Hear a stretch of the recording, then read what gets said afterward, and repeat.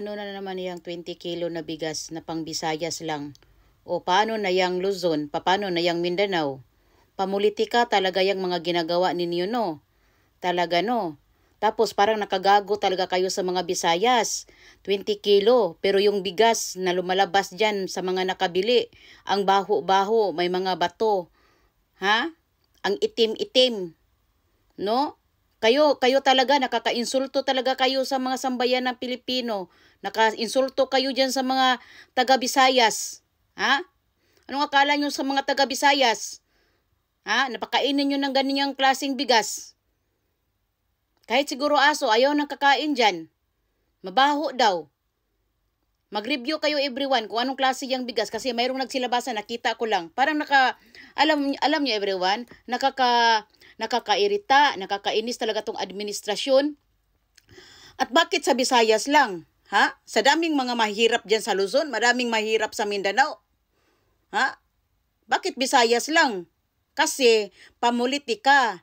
At ang laki daw ng budget ng paglabas ng bigas na yan, 5 billion. Parang mayroon ako narinig dyan sa isang YouTuber na binanggit niya na 5 billion. O saan galing yan? Galing, yung pera na yan, galing din sa sambayan ng Pilipino. Ha?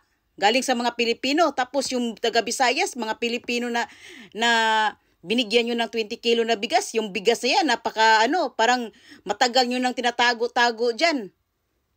Na dapat nang itapon. Hay nako. Talaga, alam nyo, everyone, sa totoo lang, imulat natin ang ating mga mata.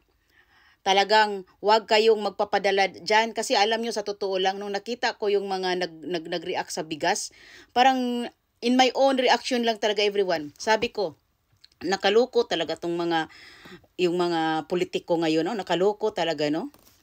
Naglabas sila ng 20 kilo bigas, ha? Bakit tina-timing pa? Ha? Na eleksyon. Ha? At bakit ang Visayas lang? At talagang nakaka-insulto talaga sa mga Visayas, no? Kasi ang mga Visayas, ha?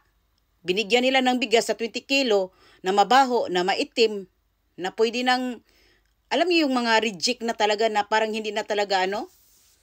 Ano akala niyo sa mga Visayas? Ha? Talaga kayo, ha? Huwag niyong iano yan, everyone. Kahit anong mangyari, huwag niyong iboto yan. Si Gwen Garcia, huwag niyong iboto yan. Ha? Huwag niyong iboto yan. Ha? Isa din yan. Huwag niyong iboto yan. Yung PDP Labans, vote straight tayo. Huwag nating iboto yung mga alyansa. Huwag nating hayaan ang mga kurimaw ng mga buaya. Bigyan pa natin ng pagkakataon. No? Huwag. No? At ito lang, ha? Iwan ko lang kung si Gwen Garcia ay papayag siya na ang mga taga Cebu bibili ng bigas ng ganyang 20 kilo na iwan ko kung siya, kakain ba siya ng bigas na yan? Ha? Iwan ko lang, itong mga politiko na naglabas ng bigas na ganyang klaseng bigas, iwan ko kung kakain ba sila. Dapat sila ang unang kumain yan. Ha?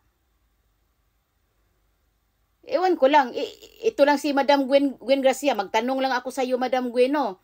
Hayaan mo ba na ang mga sambayan ng taga Cebu, kasi Visayas ang Cebu, ha?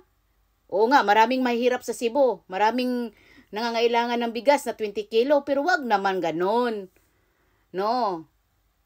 Ha? Wag naman ganon. Dahil ang pera na ginagastos sa bigas na, nilalabas sa bigas na yan, galing din yan sa pera ng kabanang bayan. Huwag nyo naman gawing kawawa masyado yung mga Pilipino. Huwag nyo naman gawing kawawa ang masyado ang mga Pilipino. No? Pero ako lang talaga, Madam Gwen, sa pangyayari ngayon, sa nangyari ngayon, ako naman talaga, ako taga Cebu ako, pero, I love as I said, I love your fashion noon, talagang nagfa-follow ako, pero sa nangyari, sa ginagawa mo dyan ngayon, it's not appreciated talaga. Talagang nakaka-disappoint talaga at talagang mas nakadisappoint talaga na hayaan mo na ang mga taga Cebu ay kakain ng bigas na yan. Okay lang na magbigay kayo ng 29 kilo na bigas dyan sa Cebu sa mga All Visayas, pero wag naman yung ganyang klaseng bigas. At isa pa, no, hindi lang ang taga Cebu ang nangangailangan ng 29 na kilong bigas. Kung gusto nyong magbigay, kung hindi pa politika yung ginagawa ng administrasyon dyan ngayon, no? Dapat buong Pilipinas bigyan ninyo ng magandang bigas at murang bigas. Ha? Siguro maniwala pa siguro ang mga tao. No? Hindi nakakatuwa. Hindi talaga nakakatuwa. Ginawa nyo talagang, alam nyo, sa totoo lang, nakaka-disappoint talaga na tayong mga mahirap, ang tingin na lang talaga sa mga tao, sa mga ganyang klaseng tao dito sa atin, talaga tayong, kahit anong ibigay nila, kakainin natin dahil ang tingin nila sa atin, mga inutil, mga pulubi tayo. Huwag nating tanggapin yan. Ha? Huwag nating tanggapin yan. Sa totoo lang. Nakakaluko talaga sila ay. But anyway, everyone, talagang, hindi lang talaga ako natuwa, everyone, nung nakita ko yung mga bigas na, ewan ko lang talaga kung, grabe, ewan ko kung sila kakain ba sila.